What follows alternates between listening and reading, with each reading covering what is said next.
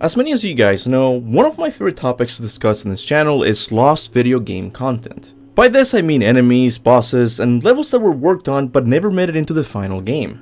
I have made a total of 10 videos like this, but I think the one you're about to watch is easily the best one I've ever made. This is because I believe I have discovered where the lost level of Sparta was going to be placed in the game before it was cut at the last minute. Now, the question of where a lost level was going to be placed might be an interesting topic for me and other fellow God of War nerds. To most, this might not seem like a big deal, and I can't blame them. Why would someone care about a lost level that was going to be placed in the game? If it's not in the final game, it doesn't even matter anymore, right? It's not like it's canon. Well, while it's true that most lost content only serves the purpose of making fans imagine what their favorite games would look like in another timeline, some other content could potentially be classified as canon. And I believe that's exactly what the lost level of Sparta is. What you're seeing right now can be considered canon, and I can prove it. But before we get to that, I have to explain why the lost level of Sparta is so odd to begin with. Why did I decide to focus on this level while there's still a lot of other levels in God of War 2 that never made it into the game? Why the lost level of Sparta? You see, it is true that there's a total of 8 lost levels in God of War 2, at least that we know of. Now, out of these 8 lost levels, I can easily imagine where 3 of these levels were going to be placed in the final game. The Rhodes Marketplace was most likely going to be placed right at the beginning of the game. Escape from Typhon would probably take place right after freeing Pegasus. And you can probably imagine where the Icarus Arena was going to be placed. And most of the remaining levels, we just don't know enough about for me to tell you where they would have been placed. And they frankly don't interest me as much because they look like they still need a lot of work to be done on them. The only exception to this is the lost level of Sparta, which was almost completed. And given that this level was almost completed, I think it's fair to ask one important question. Where was this level going to be placed if it had made it to the final game?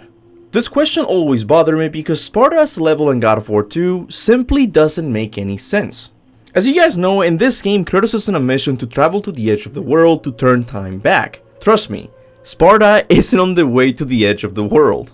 This becomes an even bigger mystery when you read the art book of God of War 2 and find an image of the first world Santa Monica was creating for God of War 2. Here you will find some familiar names, like the Spire and the Bog levels. I can even link some extra lost levels to some of the locations in this map. But notice that the lost level of Sparta is missing from this map as well. Where in the Hades was this level going to be placed? I was stuck on this mystery for years. It wasn't until a couple of days ago when I started to notice some interesting details that could finally give me some answers. A couple of days ago I was listening to the cutscenes of God of War 2. Yeah, I don't just watch the cutscenes. Sometimes I listen to them because... okay, I have a problem. Anyway, I was listening to the final fight with Zeus when I noticed that Kratos said something very interesting.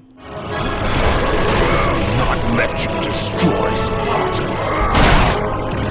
Now, if you didn't quite make out what he said, don't feel bad. If you ask me, the only word I hear him say clearly is Sparta. The beginning part, TC Carson kinda mumbled. Let you destroy Sparta. And this issue bothered me for the longest time, because I started to play these games when I was just a little boy in Cuba, meaning that I didn't speak English. And because these games don't have an option for subtitles, it means I had to guess what Kratos said in this instance. For the longest time I thought he said something like, "You will pay for what you did to Sparta." This would make sense because one of the themes of this game is vengeance. And moments before this fight, we saw the last Spartan tell us the story of how Zeus destroyed Sparta. For years I thought this was the most obvious answer. But the other day as I listened to this line again, I heard something else. I heard Kratos say, "I will not let you destroy Sparta." To make sure I wasn't imagining things, I quickly double checked with a video that had done the subtitles for the game. And I noticed that they also heard Kratos say, Not let you destroy Sparta. This is a really interesting line because Kratos is speaking in the present tense, as if he still has an option to save Sparta. But this doesn't make any sense, because as the last Spartan said, Sparta is no more.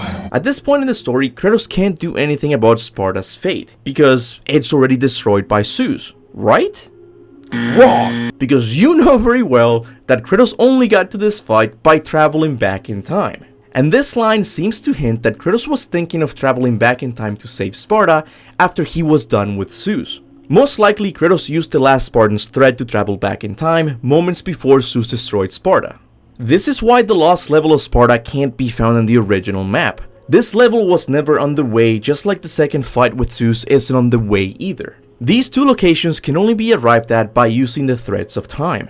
The lost level of Sparta was going to be placed right after fighting Zeus, but before rescuing the Titans. If I am right, this would explain another pet peeve I have about God of War 2. I offer you the Blade of Olympus. Let me ask you something. Did you think it was kinda sucky that the Blade of Olympus is such a unique weapon in this series, yet it only received a couple of minutes in the intro and then again at the end? To drive this point home, imagine in God of War Ragnarok you would receive the Draupnir spear moments before fighting Odin. This would suck, right? It's the same thing for the Blade of Olympus. Wouldn't you have liked some time to level up this weapon and play around with its mechanics before the game ended? I know my answer is yes, and I believe that's what the lost level of Sparta was going to be. One final level to play around with the Blade of Olympus before the game ended. So there you have it guys, the lost level of Sparta was going to be placed right after Kratos' fight with Zeus.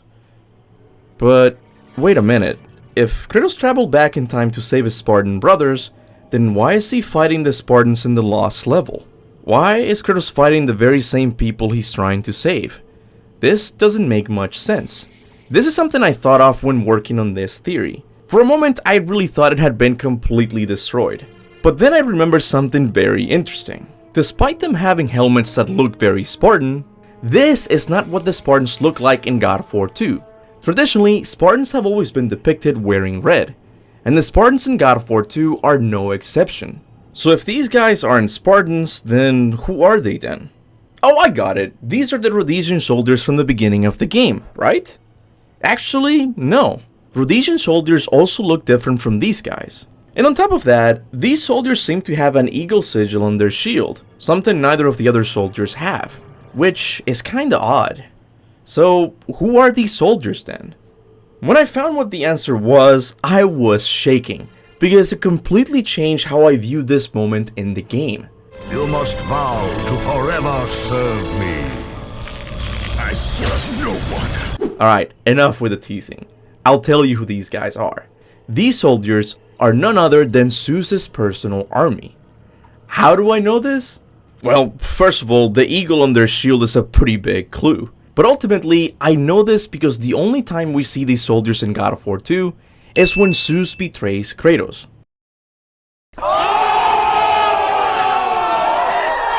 I guess I never noticed them because their helmets look very similar to the traditional Spartan helmets. And I think Santa Monica knew this, because moments later you can see Spartan soldiers here, while Zeus's army isn't. This tells me that Santa Monica placed Zeus's soldiers here in a similar manner to when they briefly showed the Blades of Chaos in God of War 2018. Their placement here was meant to be a setup for when Kratos traveled back in time and actually fight them. But because this level was cut and Santa Monica needed to save some time, I assume Corey said something like, "Don't worry about it, Stig. Zeus's army already looks very similar to traditional Spartans. No one's gonna notice." But sadly for them, I exist and I needed to make a really good video this month. But Santa Monica playing with our subconscious has some interesting implications. Because I always took this moment to mean that both Spartans and Rhodesian soldiers were so amazed at what they had just witnessed that they all stopped fighting each other. But this isn't the case. This was an ambush orchestrated by Zeus himself. The reason they are not fighting one another is because they are both on the same team. Zeus must have been planning his betrayal of Kratos for months. Because the presence of these soldiers here means that Zeus knew Kratos was going to be stripped of his powers right here, right at this moment. So what did Zeus do? He mobilized his army to this location in case they needed to ambush Kratos. They weren't needed because Kratos ultimately did lose all of his powers.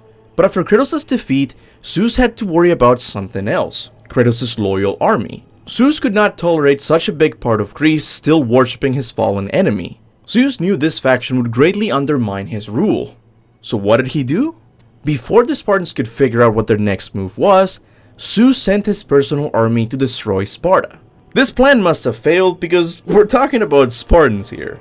So when Zeus noticed that his army wasn't going to be successful, he must have called them off. This is why the last Spartan was very vigilant of incoming threats. From his perspective, they were just fighting Zeus's personal army, and suddenly they packed up their things and left.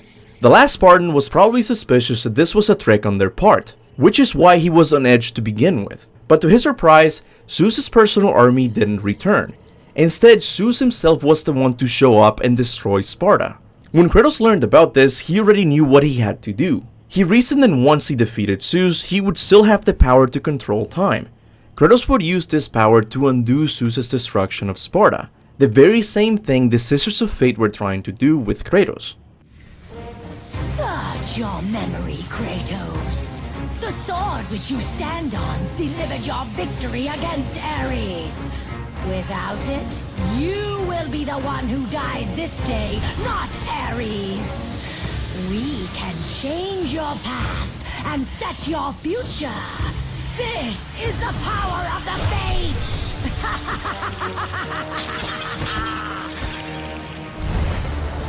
Kratos did this by traveling back in time moments before Zeus called off his army, as that would be the best time to rescue the Spartans as well as provide enough enemies for a level to be fun.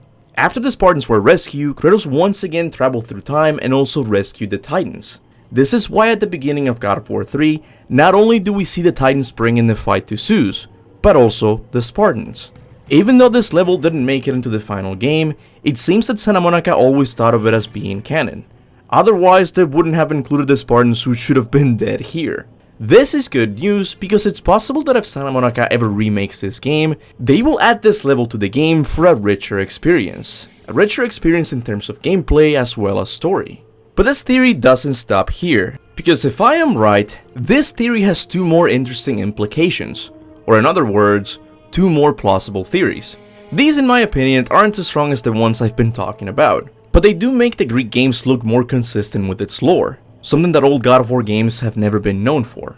For example, if I am right on assuming that Zeus's soldiers were in Rhodes for an ambush, it tells me that Zeus knew with 100% certainty that Kratos would find himself in this location. But how could Zeus have predicted that the Colossus' hand would fall on Kratos? He couldn't. Unless Zeus paid the Sisters of Fate a visit months before the betrayal of Kratos would happen. The sisters must have told Zeus that by giving Kratos the Blade of Olympus, a domino effect would kick in that would result in the Colossus' hand falling on Kratos. This is why Zeus didn't have a problem with giving his enemy the most powerful weapon in the Pantheon. Thanks to the sisters, he knew that Kratos wasn't going to get very far. The gods decide, and the Sisters of Fate make it so. But this theory has another implication, one that I find more humorous but still interesting. Have you ever wondered why the Olympus Legionnaires in God of War 3 are undead creatures? I always did because I would expect Hades to have this army, but not Zeus. They have the pretty and shining armor that you would imagine Zeus's army to have. But the being wearing this armor is 100% Hades. Why is this? Well, the reason Zeus's army is comprised of undead creatures in God of War 3 is because Kratos killed his entire army when he traveled back in time to save Sparta. Zeus had no choice but to ask Hades to revive his army because things were about to go down like they had never done before in their history. So Hades revived all the soldiers Kratos had killed in God of War 2, and that's why they are all undead in God of War 3. Guys, I love my work on YouTube for multiple reasons, but putting together theories that change the community's view on certain moments in the series is by far my favorite reason. Hopefully after watching this video, you will watch the cutscene with Athena very differently. Enough, Kratos! With every city you destroy, the wrath of Olympus grows. Soon I will no longer be able to protect you. She's not just talking to Kratos as a friend. She's giving Kratos hints as to what's about to happen. But Kratos is so blind by rage that he doesn't see them. Here, Athena knew she couldn't tell Kratos what Zeus was planning, because without hesitation, Zeus would have chained Athena next to Prometheus for her disobedience. Her telling Kratos, "Soon I will no longer be able to protect you," is the closest Athena can get to helping Kratos without disobeying Zeus. Tiny details like these just blow my mind, because it shows that old God of War games, despite what many people think, are still very well written games. And every time I get a new God of War fan to see this, it simply fills me with happiness, and I hope it does the same to you.